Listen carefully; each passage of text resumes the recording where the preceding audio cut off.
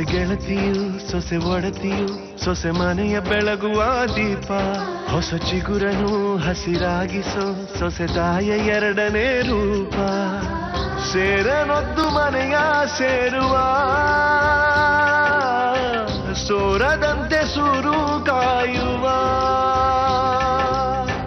ಬಂಧಗಳಿಗೆ ಬಣ್ಣ ತೀಡುವ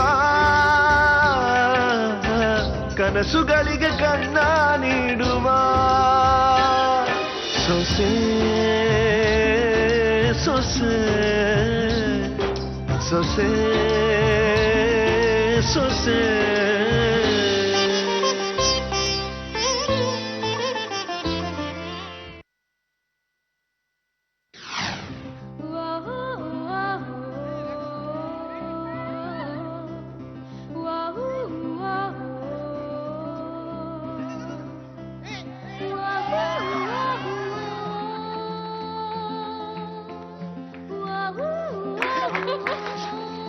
ಆಶೀರ್ವಾದ ತಗೊಳ್ಳಿ. ಬನ್ನಿ ಮೊದಲು, ಬನ್ನಿ ಬನ್ನಿ ಬನ್ನಿ.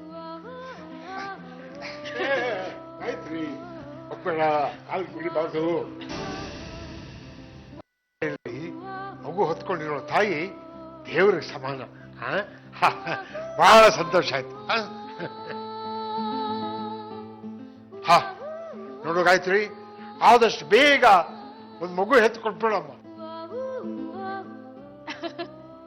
ಆದಷ್ಟು ಬೇಗ ಅಂದ್ರೆ 3 ತಿಂಗಳಿಗೆ ಹೆತ್ಕೊಟ್ಬಿಡೋಕ್ಕಾಗುತ್ತ ಮಾವ? 9 ತಿಂಗಳು ಕಾಯ್ಬೇಕು.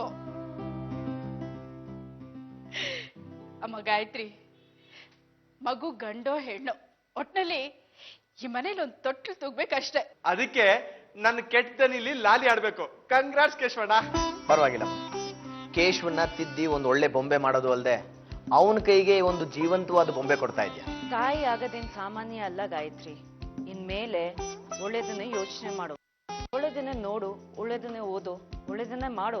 ಆಗ ಹೊಟ್ಟೆಲಿರುವ ಮಗುಗೂ ಅದೇ ಅಭ್ಯಾಸ ಆಗತ್ತೆ. ಕೇಶವಣ್ಣ ಸೂಪರ್. ಅಂತೂ ನನ್ನ ಚಿಕ್ಕಪ್ಪ ಅಂತ ಕರೆಯಕ್ಕೆ ಯಾರನ್ನ ಕರ್ಕೊಂಡ್ ಬರ್ತಿದ್ಯಾ? ಅಂತೂ ಸಂತೋಷ ಅನ್ನೋದು ಮತ್ತೆ ನಮ್ಮನೆ ಬಾಗಿಲು ತರಿಸಿದೆ. ಈ ಮಗು ನಗು ಈ ಮನೆ ಬೆಳಗ್ಲಿ. ಈ ಮನೆ ಮೇಲಿನ ದ್ವೇಷಕ್ಕೆ ಅವಳು ಹೊಟ್ಟೆಲಿರುವ ಮಗುನೇನಾದ್ರು ಮಾಡ್ಬಿಡ್ತಾಳ? ದೇವ್ರೆ, ಇವಳೆಷ್ಟೇ ಕೆಟ್ಟವಳಾದ್ರೂ ಪರವಾಗಿಲ್ಲ, ಮಗುನೇನು ಮಾಡದೇ ಇರಲಪ್ಪ. ಆ ಮಗು ಈ ಒಗ್ಗಟ್ಟು ಕುಟುಂಬದ ಕುಡಿ. ಅವಳಿಗಿಂತ ಮೊದಲು ಮಗುನ ಹೆತ್ಕೊಡೋಳು ನಾನು. ಆದ್ರೆ ಈ ಕ್ಷಣಕ್ಕೂ ಇದಕ್ಕೆ ಕಲ್ಬಸ್ರಿ ಪಟ್ಟ. ಇಡೀ ಒಗ್ಗಟ್ಟು ಕುಟುಂಬಕ್ಕೆ ಬಹಳ ಸಂತೋಷ. ದೇವರಿಗೆ ತುಪ್ಪ ದೀಪ ಹಚ್ಚಿ.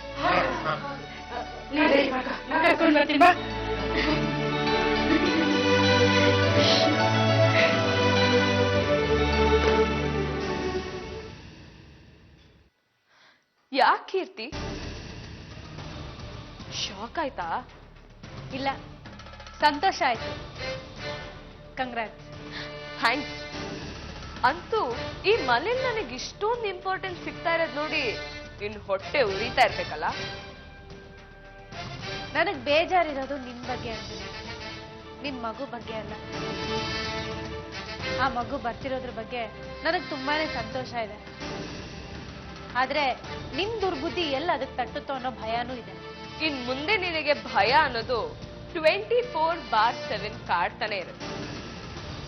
ಇನ್ 9 ತಿಂಗಳು ನಾನು ಏನೇ ತಪ್ಪು ಮಾಡಿದ್ರು ತಾಯಿ ಆಗ್ತಿರೋಳು ಅನ್ನೋ ಕಾರಣಕ್ಕೆ ಅದಕ್ಕೆಲ್ಲ ಕ್ಷಮೆ ಸಿಗ್ತಾ ಹೋಗುತ್ತೆ. ಅಥವಾ ನಾನ್ ಮಾಡೋ ತಪ್ಪು ಇವ್ರುಗಳು ಯಾರ ಗಮನಕ್ಕೂ ಬರೋದಿಲ್ಲ. ಬರೋದನ್ನೆಲ್ಲ ಅನುಭವಿಸಕ್ಕೆ ರೆಡಿಯಾಗಿರುತ್ತೆ. ಏನ್ ನಗ್ತಾ ಇದೆಯಾ? ತಾಯ್ತನ ಅನ್ನೋದು ಒಳ್ಳೇದನ್ನ ಕಲಿಸೋ ಪಾಠಶಾಲೆ. ಸಹನೇನ್ ಕಲಿಸುತ್ತೆ, ಒಂದು ಹುಡುಗಿನ ನಿಜವಾದ ಹೆಣ್ಣಾಗ್ಸುತ್ತೆ. ಮಗು ಮುಂದೆ ಬೇರೆ ಯಾವ ಪ್ರಪಂಚನೂ ಬೇಡ ಅನ್ಸುತ್ತೆ. ಅದೇ ಸರ್ವಸ್ವ ಆದಾಗ ಈ ಸಿಟ್ಟು, ದ್ವೇಷ ಇದೆಲ್ಲ ಸಾಯುತ್ತೆ. ದೇಹದಲ್ಲಾಗೋ ಬದಲಾವಣೆ ಮನಸ್ಸನ್ನು ಬದಲಾಯಿಸುತ್ತೆ. ಆ ಬದಲಾವಣೆ ನಿನ್ನಲ್ಲಿ ಬರಲಿ ಅಂತ ನಾನು ದೇವರಲ್ಲಿ ಬೇಡ್ಕೊತೀನಿ.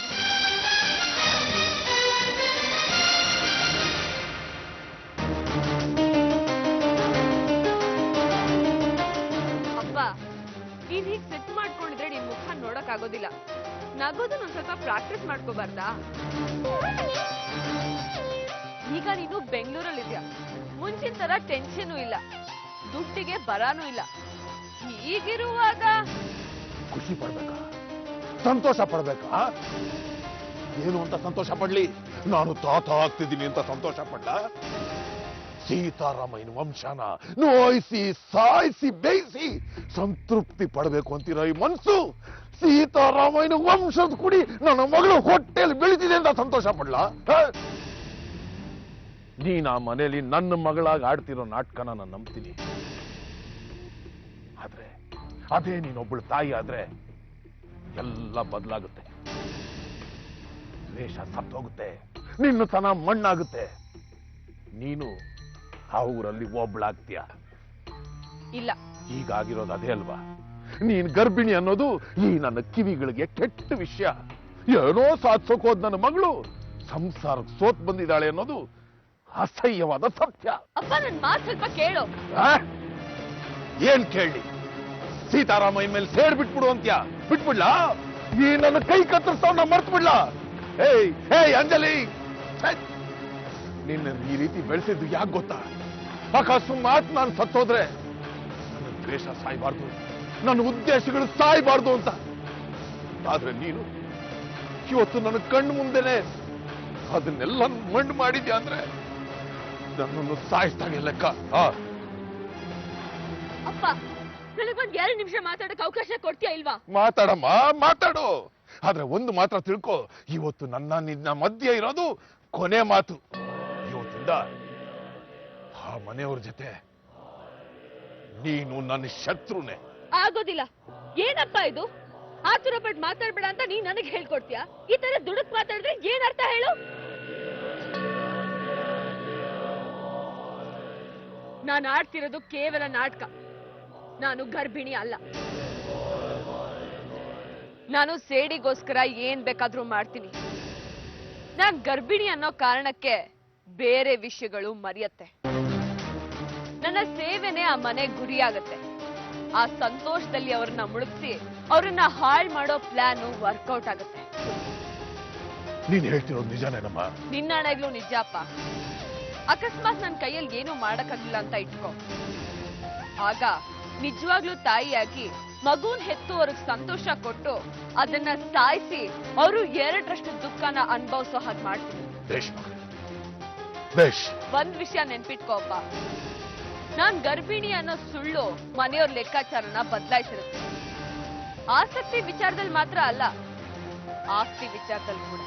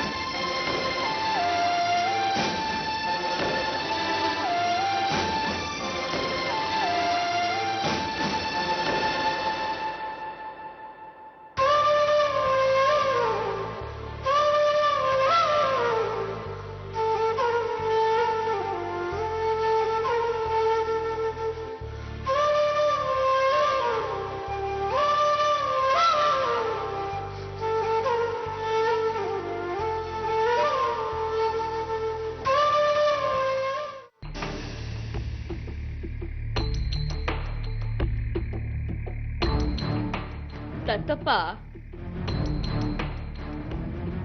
ಈಗ ನಾನು ಮಾತಾಡೋ ಮೂಡಲ್ಲಿಲ್ಲ. ಸುಮ್ಮನೆ ನನ್ನ ಪಾಡಿಗೆ ನನ್ನ ಬಿಟ್ಬಿಡು. ಬಂದಿರೋ ಸಮಸ್ಯೆಗೆ ಯಾವ ಕಡೆಯಿಂದನೂ ಉತ್ತರ ಸಿಗದೆ ಇದ್ದಾಗ ಈ ತರ ಆಗೋದು ಸಹಜ ದತ್ತಪ್ಪ.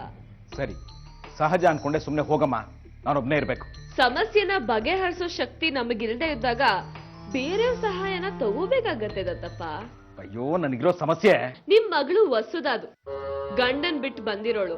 ಅವಳ ಮುಂದಿನ ಭವಿಷ್ಯ ಏನಾಗುತ್ತೋ ಏನೋ ಅನ್ನೋ ಆತಂಕ ಇದ್ದೇ ಇರುತ್ತೆ. ಇದೆ, ಆದ್ರೆ ಈಗ ಅದಕ್ಕೆ ಯಾರ ಹತ್ರ ಉತ್ತರ ಸಿಗುತ್ತೆ? ಉತ್ತರ ಕೊಡೋ ದತ್ತು ಮಗಳು ಇಲ್ಲೇ ಇರುವಾಗ ಇಷ್ಟೆಲ್ಲ ಯೋಚನೆ ಮಾಡ್ಕೊಂಡು ಕೂತ್ಕೊಳ್ಳೋದು ಟೈಮ್ ವೇಸ್ಟ್. ಕಾಲ ಅದ್ರ ಪಾಡಾಗ ಉರುಳ್ತಾ ಇರತ್ತೆ ದತ್ತಪ್ಪ. ಆ ಮೇನ್ ರೋಡ್ಗೆ ಒಂದ್ ಸಣ್ಣ ಕಾಲ್ ದಾರಿ ಮಾಡ್ಕೊಳ್ಳೋದು ನಮ್ ಜಾಣ್ತನ ಆಗತ್ತೆ. ನನಗೆ ಬೇಕಾಗಿರೋದು ಉತ್ತರ. ನನ್ನ ಮಗಳ ಜೀವನ ಸರಿ ಹೋಗ್ಬೇಕು. ಎಲ್ಲ ಸರಿ ಹೋಗುತ್ತೆ, ಆದ್ರೆ ನಾನ್ ಹೇಳ್ದಾಗೆ ನೀವ್ ಕೇಳ್ಬೇಕು ಅಷ್ಟೇ. ಈ ಅನುಮಾನದ ಲುಕ್ ಯಾಕ್ತಪ್ಪ? ಇಲ್ಲಿವರೆಗೂ ನಾನು ನಿಮ್ಗೆ ಏನಾದ್ರೂ ಐಡಿಯಾ ಕೊಟ್ಟಿದ್ದೀನಿ ಅಂದ್ರೆ ಅದು ನಿಮ್ ಉದ್ಧಾರಕ್ಕೆ ಅನ್ನೋದನ್ನ ಮರಿಬೇಡಿ. ಆದ್ರೆ ಪ್ರತಿ ಸತಿನೂ ಬಂದ ಅವಕಾಶದಲ್ಲಿ ಸೋತಿರೋರು ನೀವೇ, ಅದನ್ನು ಮರಿಬೇಡಿ. ಅಂದ್ರೆ ನನ್ನ ಮಗಳ ಜೀವನ ಒಂದು ಒಳ್ಳೆ ಕುಟುಂಬದಲ್ಲಿ ಒಂದು ಒಳ್ಳೆ ಗಂಡನ್ ಕೈ ಕೆಳಗಡೆ ಸಂತೋಷವಾಗಿ ಸುಖವಾಗಿರೋದನ್ನ ನಿಮ್ ಕಣ್ಣಾರೆ ನೀವೇ ನೋಡ್ತೀರಾ. ಅದು ಹೇಗಮ್ಮ? ಹೇಗೆ ಅಂತ ಕೇಳ್ತೀರೇ ಹೊರತು ನನ್ನ ಮಾತನ್ನ ಕೇಳ್ತೀನಿ ಅಂತ ಹೇಳೋದೇ ಇಲ್ವಲ್ಲ ದತ್ತಪ್ಪ. ನನ್ನ ಮಗಳ ಬದುಕು ಸರಿ ಹೋಗುತ್ತೆ ಅನ್ನೋದಾದ್ರೆ ನಾನು ಯಾರ ಮಾತನ್ನಾದ್ರೂ ಕೇಳೋಕ್ ರೆಡಿ. ಅದೇನು ಹೇಳಮ್ಮ, ಈ ಸರ್ತಿ ಮಾತ್ರ ನಾನು ಎಡವೋದಿಲ್ಲ. ಕೇಳಿಸ್ಕೊಳ್ಳಿ, ಈಗ ನಿಮ್ ಮಗಳ ಪಾಲಿಗೆ ಗಂಡ ಅನ್ನೋನು ಇದ್ರು ಇಲ್ದೇ ಇದ್ದ ಹಾಗೆ. ಅವನ ಹೆಸರೆತ್ತು ಬೇಡ, ಅವನು ನಮ್ಮ ಪಾಲಿಗೆ ಸತ್ತ ಹಾಗೆ. ಈಗ ನಿಮ್ ಮಗಳನ್ನ ಕೈ ಹಿಡಿಯೋ ಗಂಡು ಒಬ್ಬ ಬೇಕು. ಬೇಕು? ಅದು ರಾಘವನೇ ಆದ್ರೆ ಏನ್ ಪ್ರಾಬ್ಲಮ್? ನಿಮ್ ಮಗಳ ಕೈ ಹಿಡಿಯೋ ಗಂಡು ರಾಘವನೇ ಯಾಕಾಗ್ಬಾರ್ದು? ತಮಾಷೆ ಮಾಡ್ಬೇಡಮ್ಮ ನೀನು, ಅದು ಹೇಗೆ ಸಾಧ್ಯ? ರಾಘವ ಈಗಾಗ್ಲೇ ಮದುವೆ ಮಾಡ್ಕೊಂಡು ಬಂದಿಲ್ವಾ? ಕೀರ್ತಿ ಈ ಮನೆ ಸೊಸೆಯಾಗಿ ಒಕ್ಕರ್ತಿಲ್ವಾ? ಅವಳನ್ನ ಈ ಮನೆ ಬಿಟ್ಟು ಓಡಿಸ್ಬಿಟ್ರೆ? ವಸುಧಾ ಇವತ್ತು ನನ್ ಗಂಡ ನನ್ ಪಾಲಿಗೆ ಸತ್ತೋಗಿದ್ದಾನೆ ಅಂತ ಯಾವ ರೀತಿ ಬದುಕ್ತಾ ಇದ್ದಾಳೋ ಅದೇ ರೀತಿ ಕೀರ್ತಿ ನಮ್ ಪಾಲಿಗೆ ಸತ್ತೋಗಿದ್ದಾಳೆ ಅಂತ ಈ ಮನೆಯವರೆಲ್ಲ ಬದುಕಕ್ ಶುರು ಮಾಡಿದ್ರೆ? ಅಲ್ಲಮ್ಮ, ಕೀರ್ತಿ ನಿಮ್ ಮಗಳ ಬಾಳನ್ನ ಯಾವ ರೀತಿ ಎಲ್ಲ ಹಾಳು ಮಾಡಿದಾಳೆ ಅಂತ ನಿಮಗ್ ಗೊತ್ತಿದೆ. ಅವಳು ಮಾಡಿದ ಸಹಾಯದಿಂದ ತಾನೆ ಇವತ್ತು ವಸುಧಾ ಬಂದು ಈ ಮನೆಯಲ್ಲಿ ಕೂತಿರೋದು. ಅದನ್ನ ಸಹಾಯ ಅಂತ ಬೇರೆ ಕರಿಬೇಕಾ? ಥೂ, ಮನೆ ಹಾಳು ಕೆಲಸ. ಅಂತದೇ ಮನೆ ಹಾಳ್ ಕೆಲ್ಸ ಕೀರ್ತಿ ಕೈಯಿಂದ ಈ ಮನೆಯವ್ರಿಗಾಗಿ ಈ ಮನೆಯವರೆಲ್ಲ ಅವಳನ್ನ ಕತ್ತಿಡಿದು ಆಚೆ ಹಾಕ್ತಾರೆ. ರಾಘವನ್ನು ಸೇರಿಸ್ಕೊಂಡು ಹೇಳ್ತಾ ಇದೀನಿ ದತ್ತಪ್ಪ. ಆದ್ರೆ ವಸುದಂಗೆ ಗಂಡ ಇಲ್ಲ, ರಾಘವನಿಗೆ ಹೆಂಡತಿ ಇಲ್ಲ. ಇವ್ರಿಬ್ಬರನ್ನು ಒಂದಷ್ಟು ದಿನ ಹಾಗೆ ಬಿಟ್ಟು ಆಮೇಲೆ ಮದುವೆ ಪ್ರಸ್ತಾಪನ ಮುಂದಿಟ್ರೆ ಮುಗೀತು. ರಾಘವನ್ನು ಸೇರಿಸ್ಕೊಂಡು ಹೇಳ್ತಾ ಇದೀನಿ ದತ್ತಪ್ಪ. ಆದ್ರೆ ವಸುದಂಗೆ ಗಂಡ ಇಲ್ಲ, ರಾಘವನಿಗೆ ಹೆಂಡತಿ ಇಲ್ಲ. ಇವ್ರಿಬ್ಬರನ್ನು ಒಂದಷ್ಟು ದಿನ ಹಾಗೆ ಬಿಟ್ಟು ಆಮೇಲೆ ಮದುವೆ ಪ್ರಸ್ತಾಪನ ಮುಂದಿಟ್ರೆ ಮುಗೀತು. ನೊಂದಿರೋ ಹೃದಯಗಳು ಬೇಗ ಜಾಯಿನ್ ಆಗತ್ತೆ. ಆಗೋ ಹಾಗೆ ನಾನ್ ಮಾಡ್ತೀನಿ, ನೀವ್ ಹೂ ಅಂದ್ರೆ ಸಾಕು. ಆಡೋ ಆಟದಲ್ಲಿ ನಾನು ನಿನ್ ಕಡೆ, ಆಟ ಬಯಲಿಗೆ ಬಂದಾಗ ನೀನು ನನ್ ಕಡೆ ಇರ್ಬೇಕು ಅಷ್ಟೇ. ಅದೇನ್ ಮಾಡ್ತೀವ ಮಾಡಮ್ಮ, ನಾನು ನಿನ್ ಕಡೆ ಇರ್ತೀನಿ. ಒಟ್ನಲ್ಲಿ ನನ್ನ ಮಗಳಿಗೊಂದು ದಾರಿ ಆಗ್ಬೇಕು ಅಷ್ಟೇ. ಓಕೆ ದತ್ತಪ್ಪ, ಇದನ್ನೇ ಕಾನ್ಫಿಡೆನ್ಸ್ ಅನ್ನೋದು. ಇನ್ ನೋಡ್ತಾ ಇರು ನಾನೇನ್ ಮಾಡ್ತೀನಿ ಅಂತ.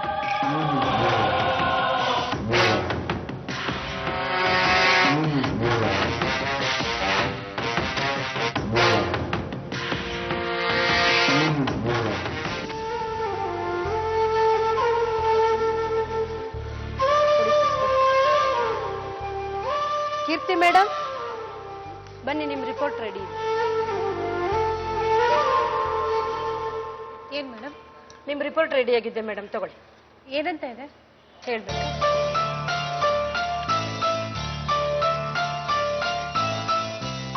ಮೇಡಮ್ ರಿಪೋರ್ಟ್ ಅಲ್ಲಿ ನೀವು ಕಂಗ್ರಾಟ್ಸ್ ಮೇಡಮ್, ನೀವು ತಾಯಿ ಆಗ್ತಿದ್ದೀರಾ.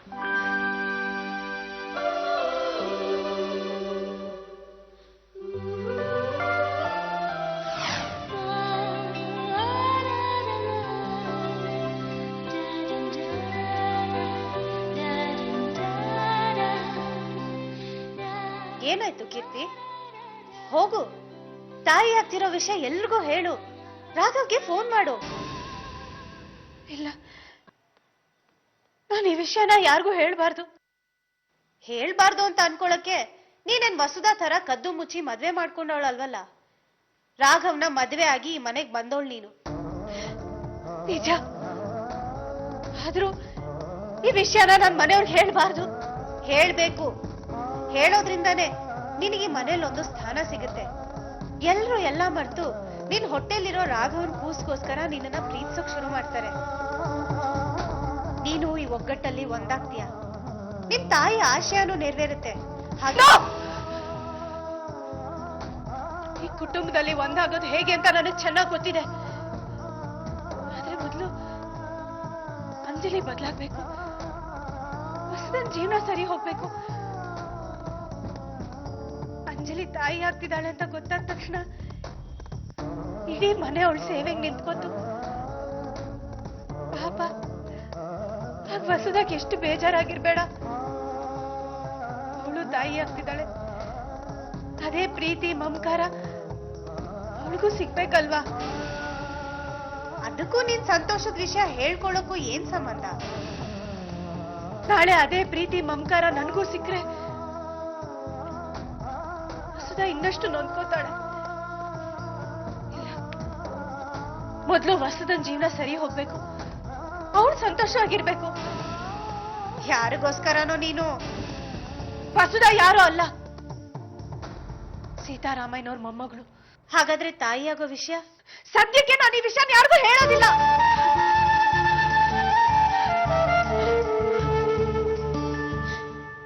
ಇದೇನೋ ನಿರ್ಧಾರ. ನಾನು ಯಾರಿಗೂ ಹೇಳೋದಿಲ್ಲ.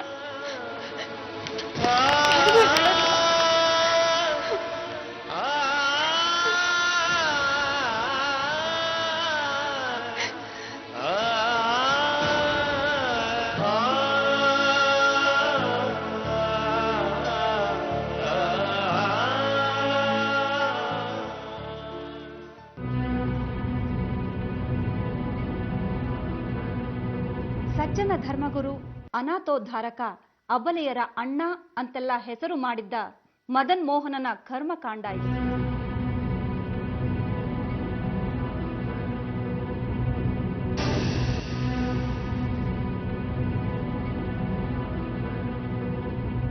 ನೆನ್ನೆ ನೋಡಿದ್ರೆ ಮದನ್ ಮೋಹನ್ ಹಾಗೆ ಹೀಗೆ ಅಂತ ಹೋಗ್ಲಿ ಇಂಟರ್ವ್ಯೂ ಮಾಡ್ತಾ ಇದ್ರು. ಇವತ್ ನೋಡಿದ್ರೆ ಚೀತು ಅಂತ ಉಗಿತಾ ಇದ್ದಾರೆ.